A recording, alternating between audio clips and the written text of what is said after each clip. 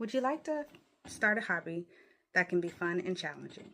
Do you get excited by things that cause you to look outside of the norm and to find beauty in the unknown? If you answer yes to either of these questions, then sewing and quilting may be for you. Sewing can be fun, but it can also be tedious. And quilting can be fun as well, because you can take almost anything old or new and transform it into something else. I've been interested in sewing, crafting, and repurposing items since I was a kid. I was fascinated with quilts and knitted blankets since I was little, and admired them when I would go visit both of my grandmother's houses. The idea of creating stayed with me from childhood into early adulthood. And then one day during COVID, I decided to open up my sewing machine that my husband had bought me. I began making projects, and then one day I started my journey of creating my first quilt. My name is Tiara, and I would like to share with you how to create your own quilt. In the next 3 to 5 minutes, I will discuss the items that you will need to start your own project. Secondly, how to source and piece together fabrics. And third, how to sandwich together your items to create your first quilt. An example of one of the quilts that I made is right here.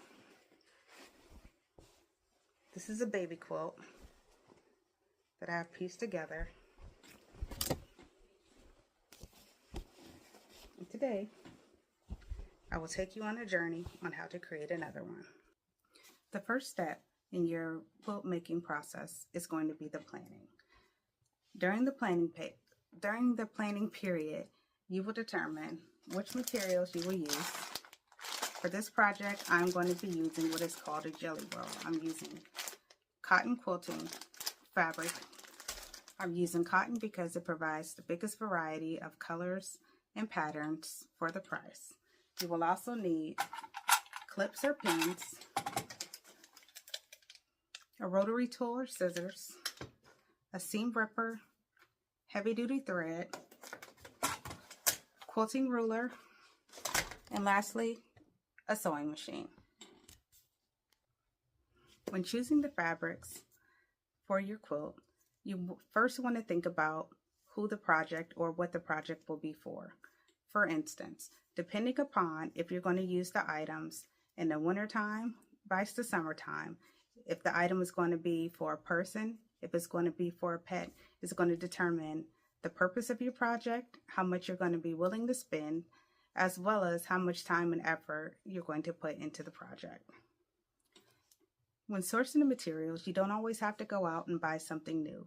Often it's a lot more cost effective to visit thrift stores, even to rummage through your house, look for old sheets, table curtains, t-shirts, different things around the house that you can bring new life to. It not only saves money, but it also helps you to keep things from going into the landfill. The first step that I'm going to do is to combine 2 pieces of fabric. I'm going to attach them together. First, I'm going to pin them or clip them down the side. Then I'm going to show you how to run it through the sewing machine. Next, you are going to take the strips of fabric and you're going to piece them back together by running them underneath your sewing machine at 1/4 of an inch seam allowance.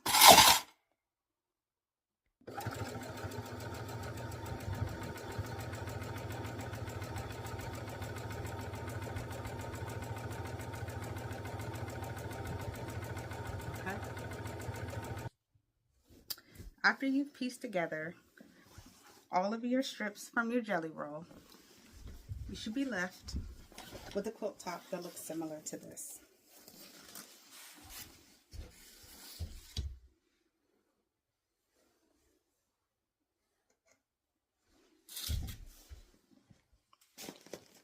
Now that I have the quilt top assembled, next will be to choose the batting. For this batting project, I would typically use a low loft batting. This is going to provide warmth and comfort for the summer months. With a higher level loft, it's going to be for the winter months.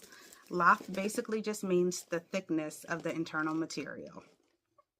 But for this particular project, I'm going to be using almost a fur-like material. Therefore, I will not have a need for the batting. For my project, I am using a short pile fur. This has about 2.5 the thickness of a standard backing fabric. Typically, I would use either another piece of standard quilting cotton or I would use sheets. Sheets are actually very cost effective. They're typically softer than the traditional cotton. They're always available. But today I wanted to go with something a little bit warmer, and this is also going to eliminate the need for a low-level loft. Now I will be combining my quilt top with the backing piece by putting right sides together. I'm going to pin along the entire perimeter. I'm going to sew it with leaving a 3 to 4 inch gap in the middle. And then after I've completed that part, I'm going to turn it right sides out and top stitch along the remaining perimeter.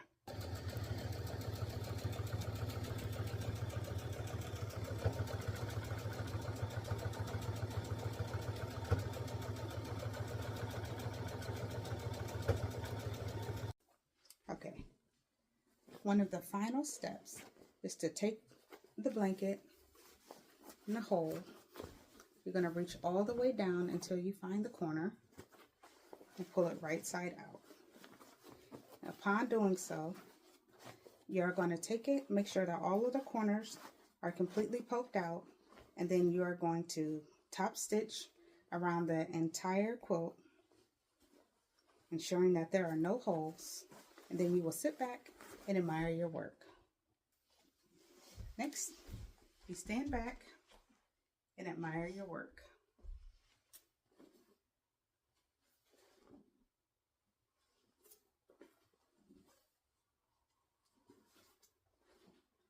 And that is how you make your first quilt.